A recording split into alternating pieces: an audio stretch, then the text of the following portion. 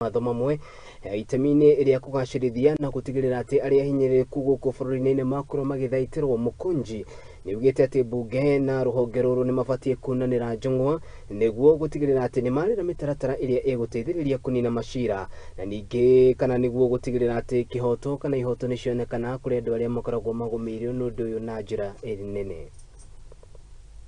The only thing we can do is do legislation, then interpretation of the law is done by the court.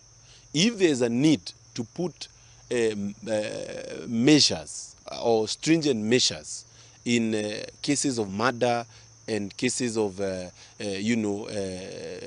criminal act that even attempted murder, we need to relook at those things.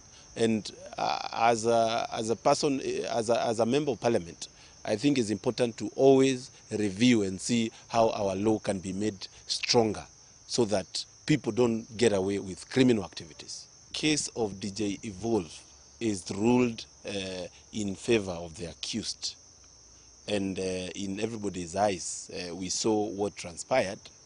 Then I feel as a legislature and as a young member of parliament, we need to relook our judicial system.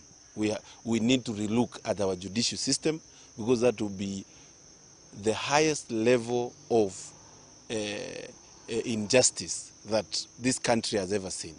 We have seen many things, we have had many things. We have had cases where things are not known to be clear, but this was extremely clear, extremely clear.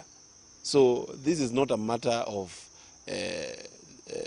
guesswork or investigation, but this is a matter where even a judge can see what transpired. We need to clean up our system, and this is now a political issue because it's being played politically. We need to see the law taking its course, and I'm really watching the judiciary. The decision by the judiciary should not be affected at all by what somebody has done after the criminal act of that person. And I don't believe in anybody's argument that that should be a consideration whatsoever, because that is a young man.